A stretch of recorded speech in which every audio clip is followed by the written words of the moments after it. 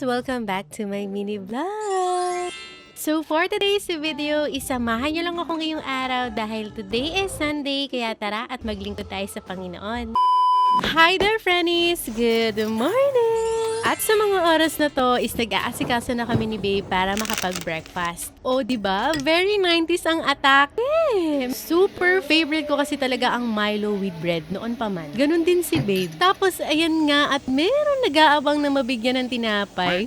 Sobrang cute mo talaga laki, boy. After nga namin mag-breakfast ni Babe is naligo na ako at nag-aasikaso na ako sa mga oras na yan. At palabas na nga kami sa mga oras na to ni Babe. Tapos ganito pa namin naabutan ng e-bike namin. Merong kumain na hindi man lang pinunasan ng maayos ang upuan. Ay, sobrang ganda naman talaga ng umaga kapag ikaw ang kasama, bebe ko. Wow. Peace out. At sa mga oras na to, mga friend ko is nasa church na kami ni Babe. Nag 9 AM service nga pala ako, mga friend ko, kasi 12 noon and 3 PM service is magsiserve ako sa aking ministry. God is a miracle worker, a promise giver. If He said it, He will do it. If God says you can do it. If God says it can be done, it can be done. If God says nothing is impossible, nothing shall be impossible in the Lord. Sobrang na-bless talaga ako sa word ng Lord ngayon dahil He reminds me that God's delay is also God's protection, because choosing the long route doesn't mean na wala nang patutunguhan ng buhay natin. Okay lang ng malayo at mabagal basta kasama ang Panginoon. Amen?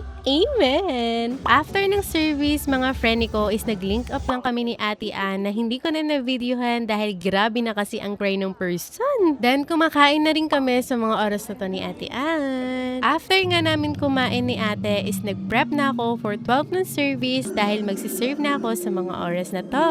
Nasa Alive Kids Ministry nga pala ako, mga friend ko, and yes, I am a teacher, pero nasa intern stage pa ako ngayon. And syempre, hindi ako pwedeng mag-video for the kids' privacy. At sa mga oras nga na to, mga friend ko, is tapos na ang 12 noon service, kaya nag-prep na kami ni Teacher Luz for 3 PM service naman. Nagugupit nga lang kami ng activity nila para mamaya. Nag-huddle nga lang kami saglit before mag-start ang 3 PM service, and tada! 3 PM service is done! O, diba ang bilis? After nga ng 9, 12, at 3 PM service is a-attend naman kami ng klase namin sa School of Workers Module 3. At ayan, at buhay na buhay pa nga kami na para bang hindi na uubos ang aming energy, na para bang kahit kami na siguro magsara ng pure gold. Uy! Ready ka na?